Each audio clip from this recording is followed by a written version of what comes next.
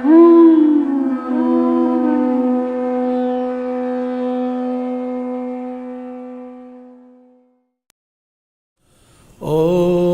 Namo Bhagavate Vasudevaya.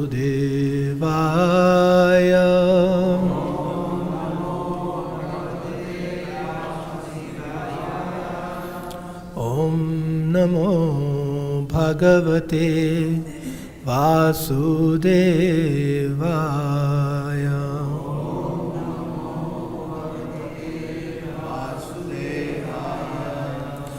Narayanam Namaskritya Naram Chaiva Narottamam Devim Saraswatim Vyasam Tato Jayamodirayet Nashta prayeshu abhadreshu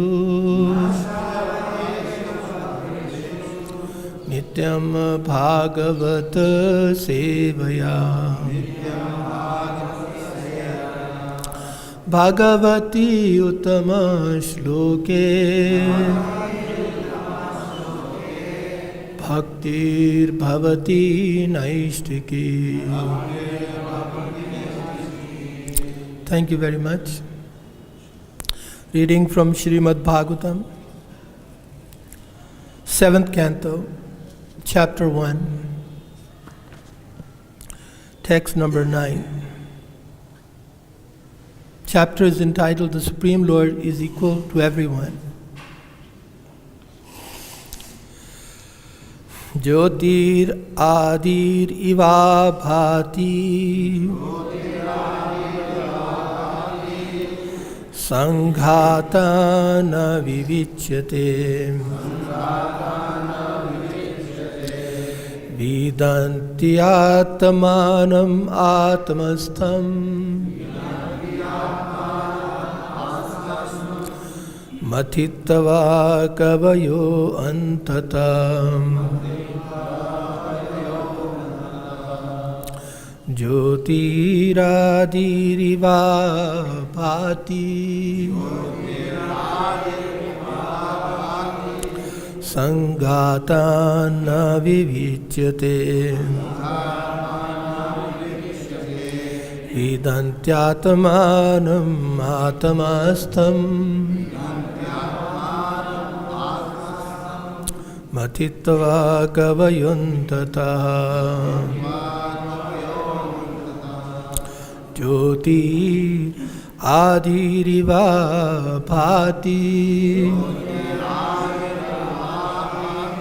Sangata na vivichyate Vidanti atmanam atamastham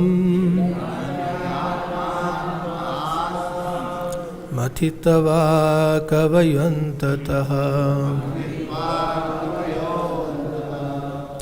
Jyoti, fire, Adihi, and other elements, Eva, just as, Abhati, appear, Sangatat, from the bodies of demigods and others. Na, not, Vivichyate, are distinguished. Vidanti, perceive. Atmanam, the supersoul. Atmastham, situated in the heart. Matitva, by discerning. Kavayaha, expert thinkers. Antataha, within.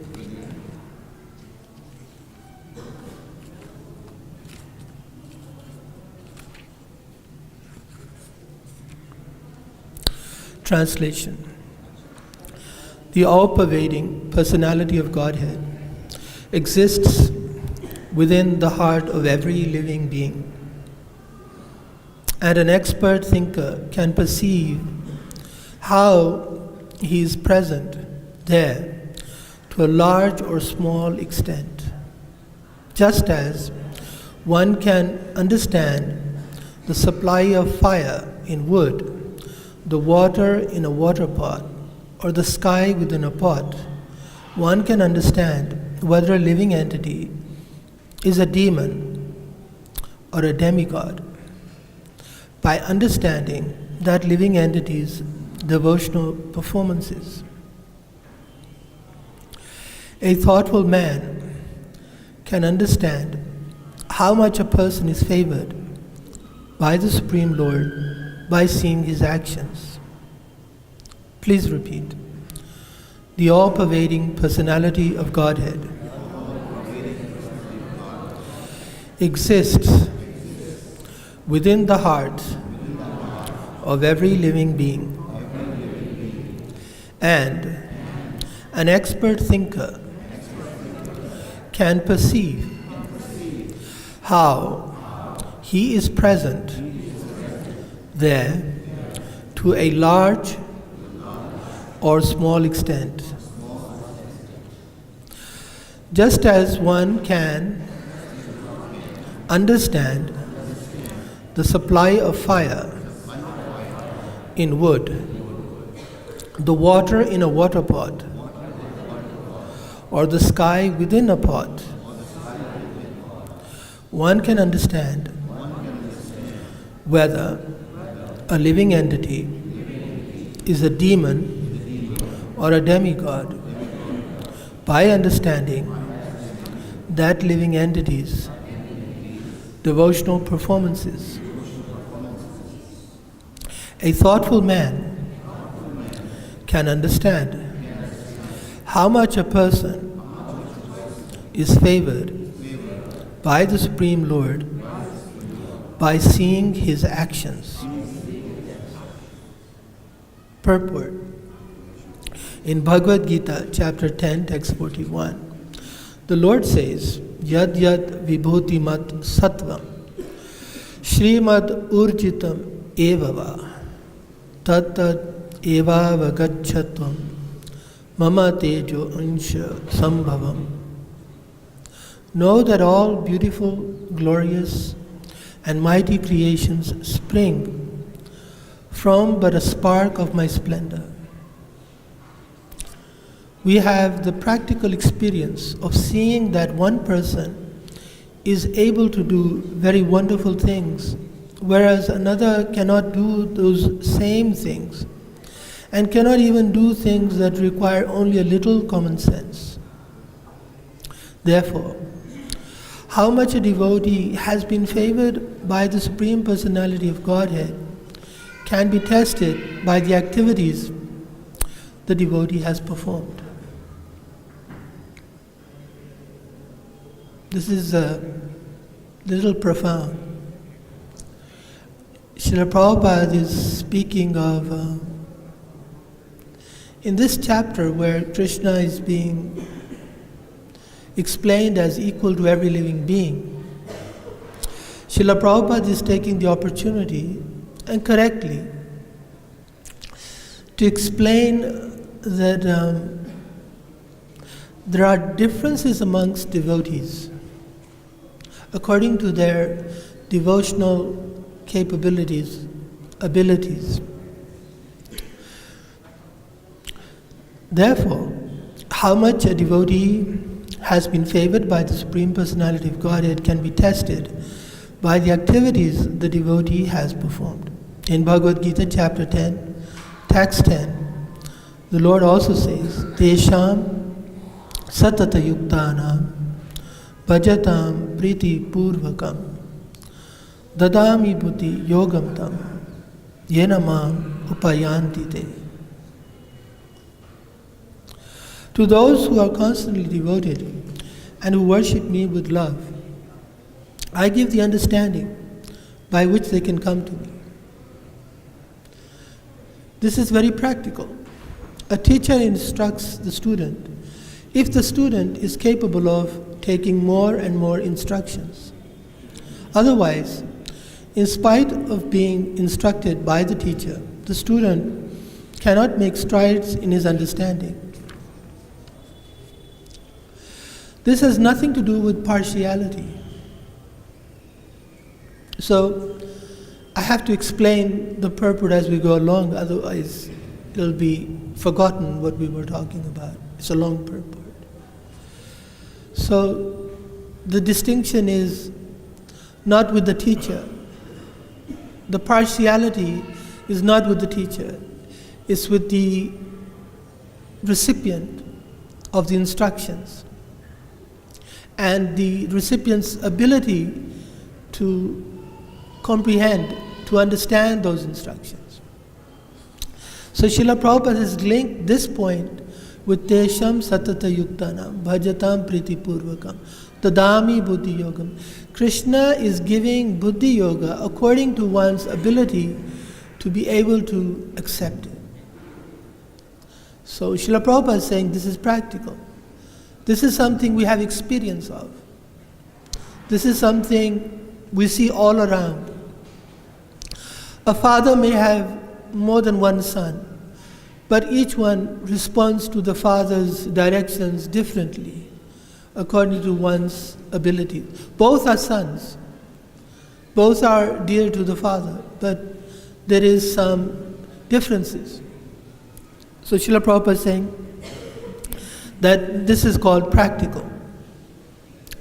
When Krishna says, Tesham Satata Yuktanam Bhajatam Priti Purvakam Tadami Buddhi Yogam Tam, this indicates that Krishna is prepared to give bhakti-yoga to everyone, but one must be capable of receiving it.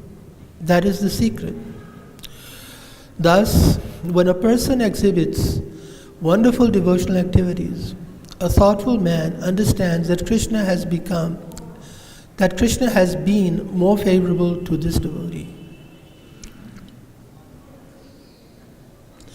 There is a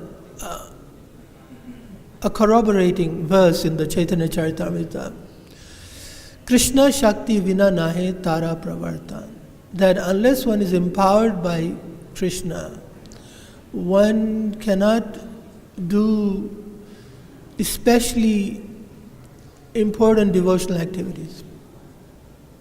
One has to be Krishna Shakti. So, Prabhupada is saying that a thoughtful man can understand that Krishna has been more favorable to a devotee who exhibits especially wonderful devotional activities. This is not difficult to understand, but envious persons do not accept that Krishna has bestowed his favor upon a particular devotee in accordance with his advanced position. Such foolish persons become envious and try to minimize an advanced devotee's activities. That is not Vaishnavism. A Vaishnava should appreciate the service rendered to the Lord by other Vaishnavas. Therefore, a Vaishnava is described in Srimad Bhagavatam as Nirmatsara. Vaishnavas are never envious of other Vaishnavas or of anyone else, and therefore they are called Nirmatsaranam Satam.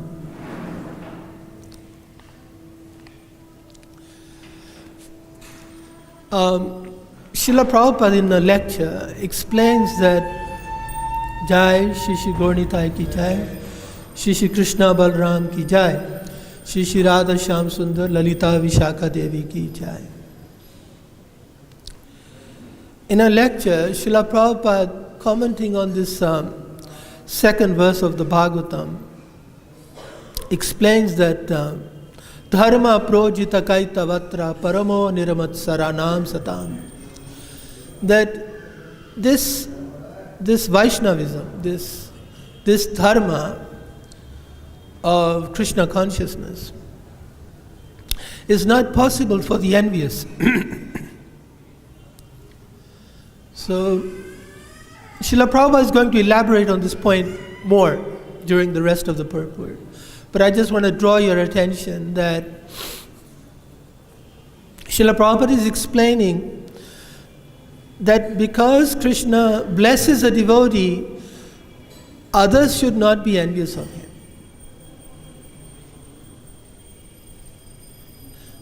Now, we will have to try to understand what is blessing of Krishna and what is being envious of. What is it? It's a word, it's a statement, but what does it actually mean? So we'll discuss that as we go along. As Bhagavad-Gita informs us, one can understand how one is saturated with sattva guna, raja guna, or tama guna. In the examples given herewith, fire represents the mode of goodness. One can understand the constitution of a container for wood, petrol, or other inflammable substances by the quantity of the fire. Similarly, water represents Rajagun, the mode of passion.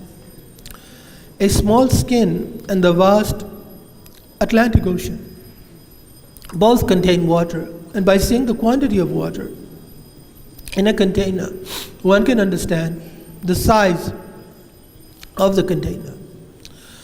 The sky represents the mode of ignorance. The sky is present in a small earthen pot and also in outer space. Thus, by proper judgment, one can see who is a devata or demigod and who is an asura, yaksha or rakshasa, according to the quantities of sattva guna, raja guna, and tamaguna.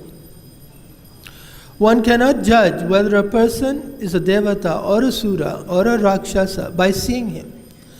But a sane man can understand this by the activities such a person performs.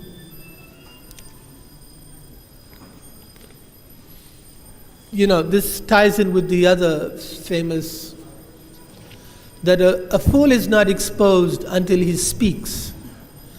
Meaning that just by seeing someone, you cannot tell their sattva guna, their raja guna, and their tama guna. But by their words, their activities, then it becomes known whether somebody has sattva guna, raja guna, or tama guna. So the distinction is there, but it's not visible until somebody acts or speaks.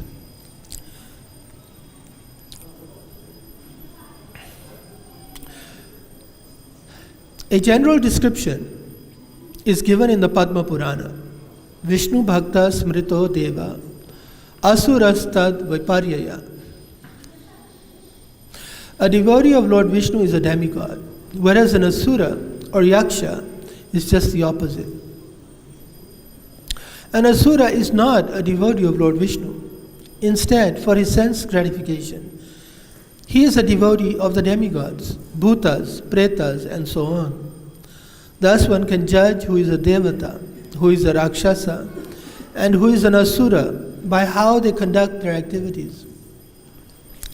So anyone can claim to be a Vaishnava, but that does not establish his credentials. What establishes one's credentials is the fact that Ananyas Chinte, he does not think of anybody other than Krishna. Ananyas Chintayanto Mam. But if somebody resorts to other, placing his faith in other personalities or in material things, then actually he is lacking in his credentials as a devotee of Lord Vishnu. The word Atmanam in this verse means Paramatmanam.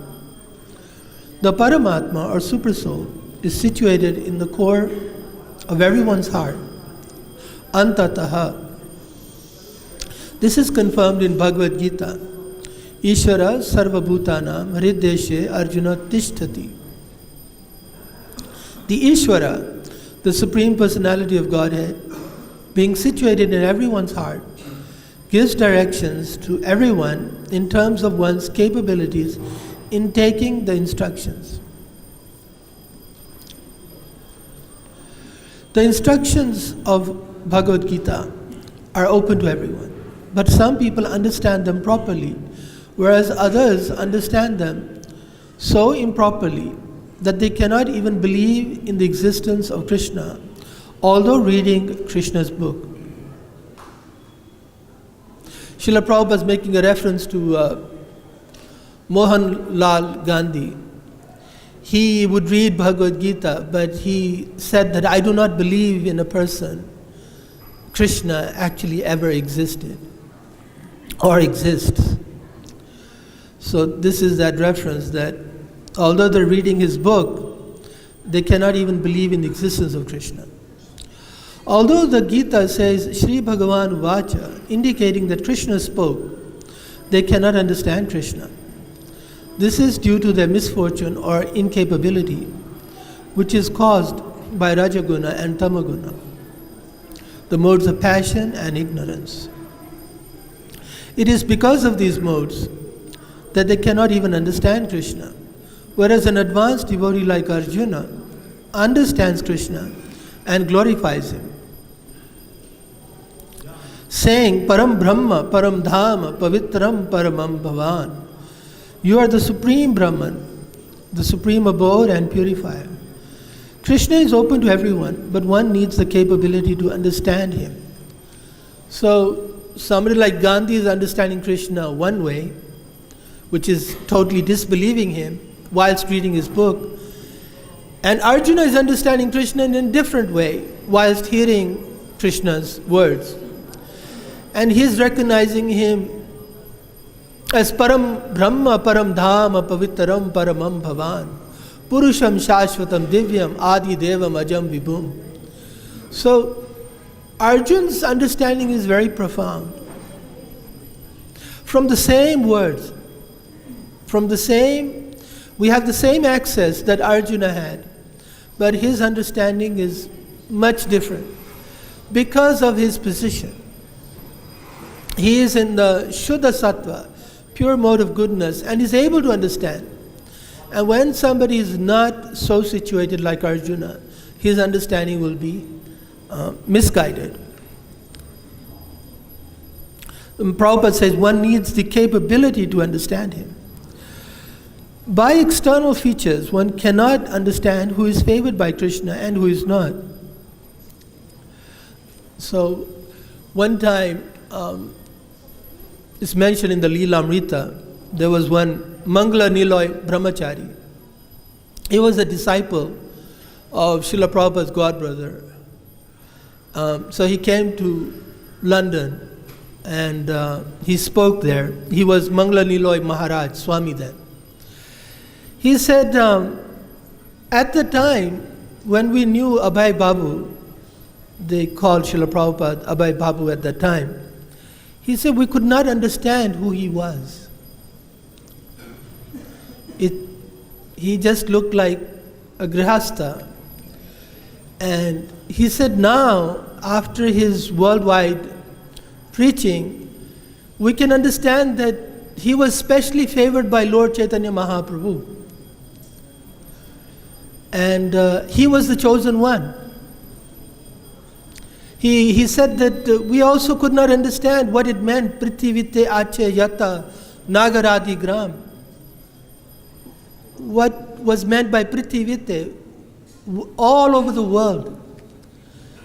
So he said, so now we can understand that Srila Prabhupada was the person to fulfill that prophecy of Sri Chaitanya Mahaprabhu.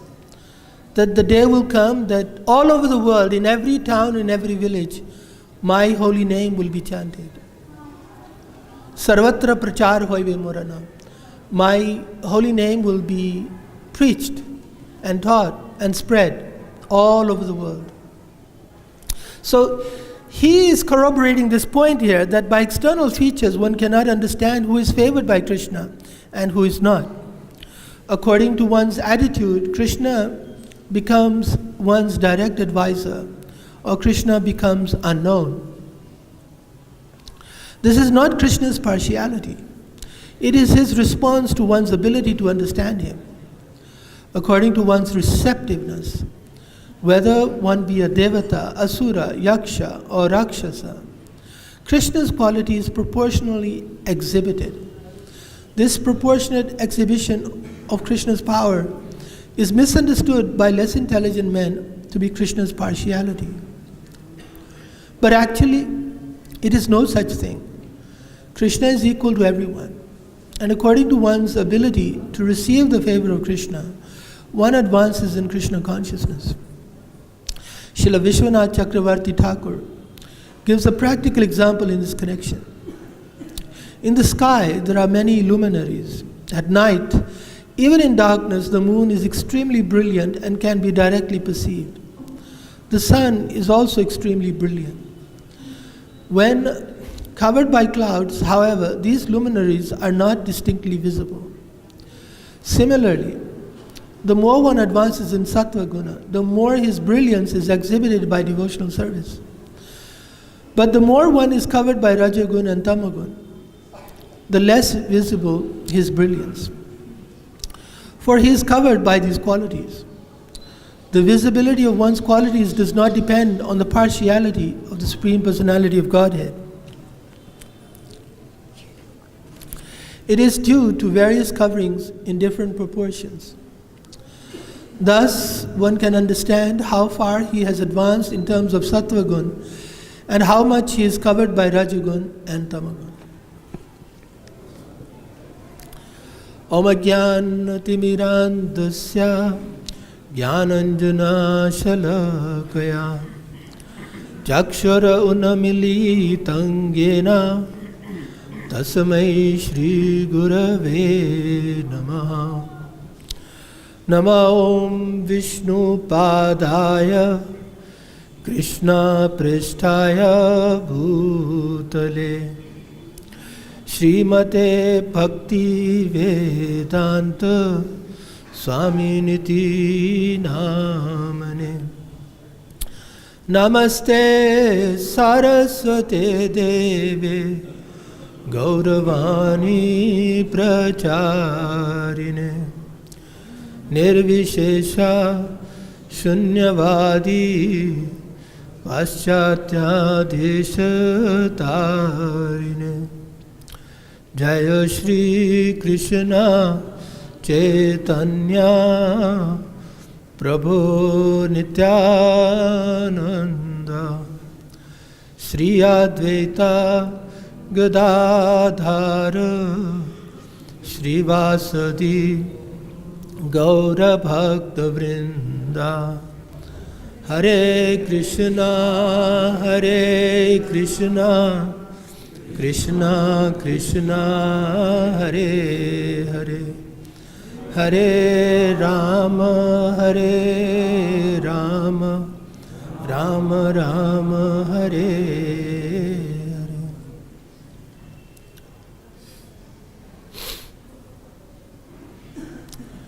The essential point of this verse and the purport was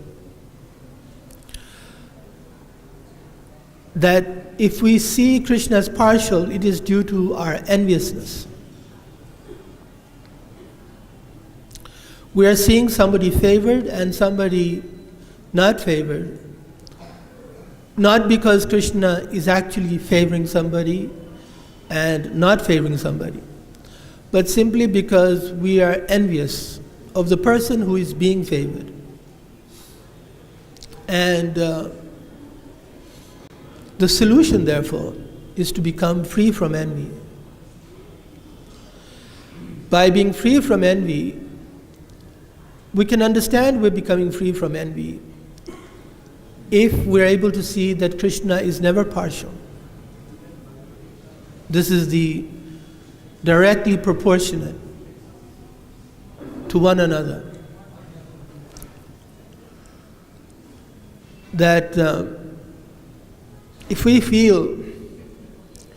understand that everything Krishna is doing is perfect, there's no mistake, then that means our vision is becoming non-envious. So this point has been made right in the beginning of the Srimad Bhagavatam. Dharma projita kaita vatra paramo nirmat saranam satam. That we will be unable to embark on the path of Krishna consciousness in the Srimad Bhagavatam unless we put aside any partial feelings. The partiality we impose on Krishna is actually of our own making. Prahlad Maharaj later on in this canto will say, I cannot understand how the world goes on thinking of friends and enemies. So this disease of seeing friends and enemies is the reason why we're unable to see Krishna as he is. Param Brahma, Param Dhamma, Pavitram Paramam Bhavan. Pavitram, he has no partiality of any kind. He does not suffer from this disease of favoring somebody and being against somebody else. This we impose upon Krishna because we have that disease. It's a superimposition from our part. The sun and the moon are brilliant, but it's our clouds that cover our eyes when we cannot see that brilliance. A failure to see Krishna is the reason of our material condition. Krishna buliya jeev bhoga vancha kare. This is why we are here. So we need to rectify. In the beginning of the class I mentioned we have to discuss this point about envy. What does it mean to be envious? And how can we actually become free from it? So Srila Prabhupada's formula was, it's interesting, isn't it, that he went to a Western world who didn't know Krishna, who don't know, and he's telling them to love Krishna. You would think, well, how can you come here to tell everyone to love Krishna? We don't even know Krishna. We're not loving him also. We don't know him. So Srila Prabhupada explained, not knowing him is our disease. We don't know him. This is not innocent. This is the condition. This is how far we have gone down to the material world. We don't know Krishna. We don't know the name of Krishna. So we have to rectify. So Srila Prabhupada's program to rectifying everyone's disease was to give them Krishna again and again and again, in the form of the holy name and in preaching. Again and again explaining who is Krishna, who we are, what is our relationship with Krishna. And we can see very objectively that actually he succeeded in removing people's envy, their ignorance of Krishna. People became lovers of Krishna instead of not knowing Krishna. We sometimes think that not knowing something is not a fault. It's not a mistake. Actually, ignorance is a mistake. Somehow we glorify the idea of not being in knowledge, not knowing. Like a child, we think a child is innocent, but actually a child is ignorant. We do not preserve a child's innocence. We try to rectify it by sending him to school. So he will not be ignorant. So what we call innocence is actually ignorance. So we're suffering, not from innocence. We're suffering from ignorance. So we have to rectify. We have to know Krishna. We have to hear again and again about Krishna. So Rupa Goswami says that initially, trying to know about Krishna, trying to chant his holy name, it tastes bitter. It doesn't taste so sweet. But he said by doing it repeatedly, then the sweetness comes manifest in our heart. So he compares it to having jaundice. And the cure for jaundice is to have more sweet things so that jaundice can go away, can be removed. This is our position. We do not have enough Krishna. So sometimes this debate comes up again and again, that why don't you open hospitals? Why don't you help the poor? As in, remove their hunger.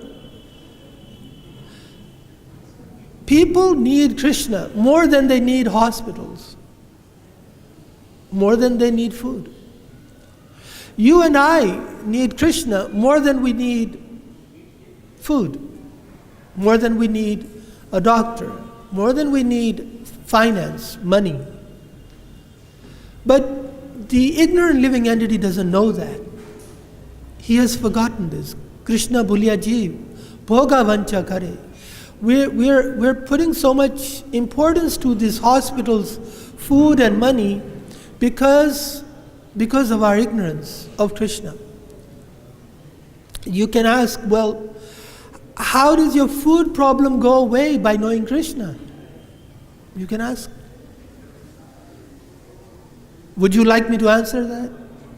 How does your food problem? I am hungry. I don't have food. So how by knowing Krishna does my food problem go away?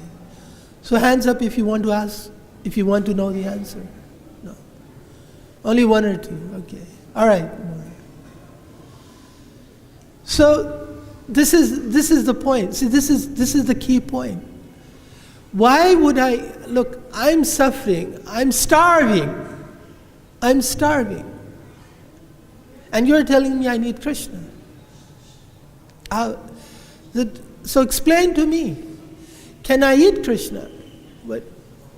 What will it do? So this is the whole point. This is the whole teaching. First of all, you're not the body. The body is hungry. The soul is not hungry.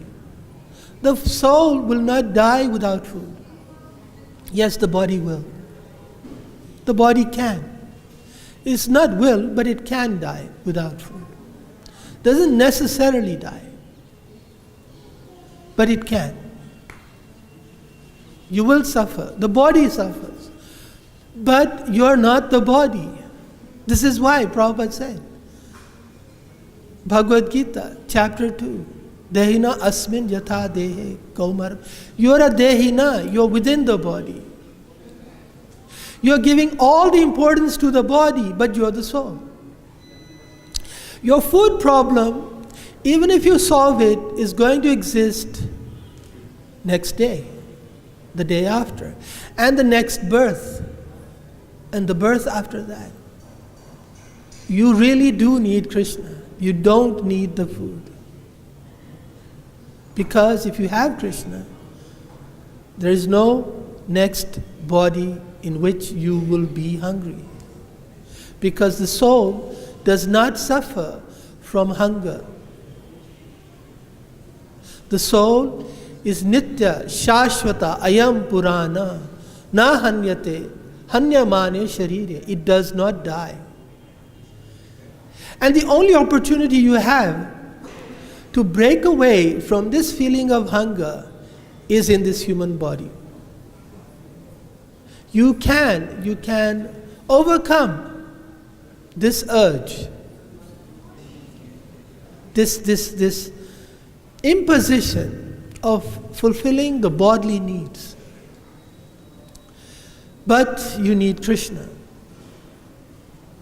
And that is the perfection of life.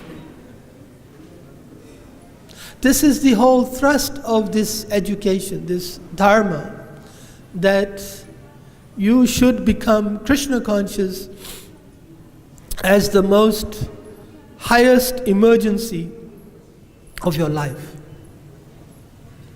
Don't put it second to something else. It's our highest priority. Therefore, opening hospitals, fulfilling the needs of people's hunger, the need for education, means we do not understand the importance of Krishna consciousness. It means you do not understand. You are still giving emphasis to the needs of the body.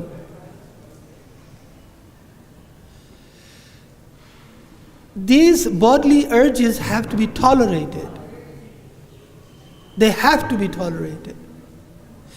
And even the person who never went hungry, he dies. Even he dies. Just see the futility of that whole enterprise. And for that you gave your entire life.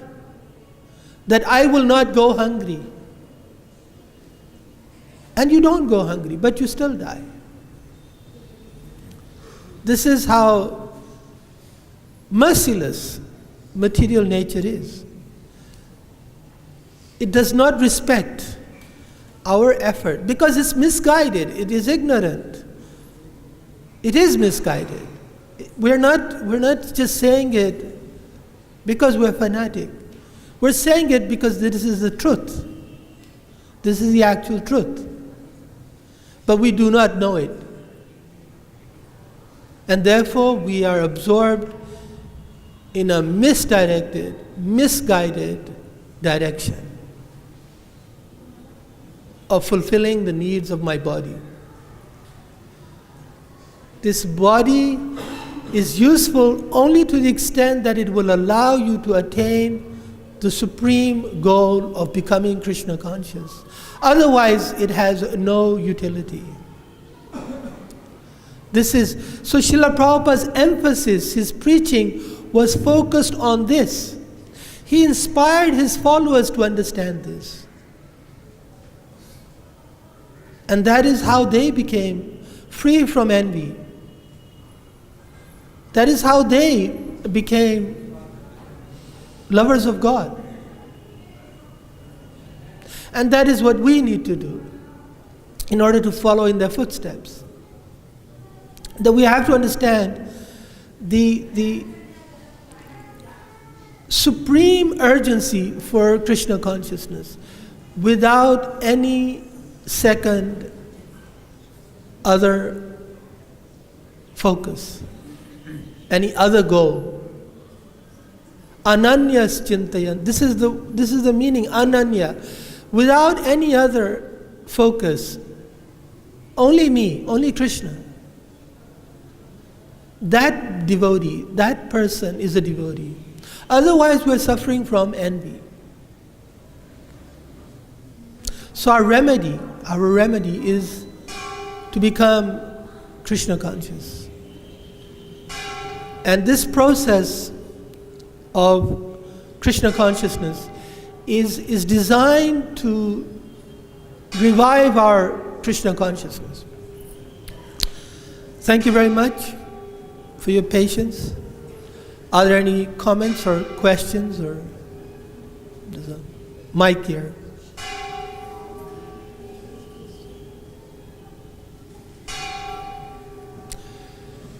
Well, thank you. Grantraj Srimad Bhagavatam ki, Srila Prabhupada ki. Hare Krishna.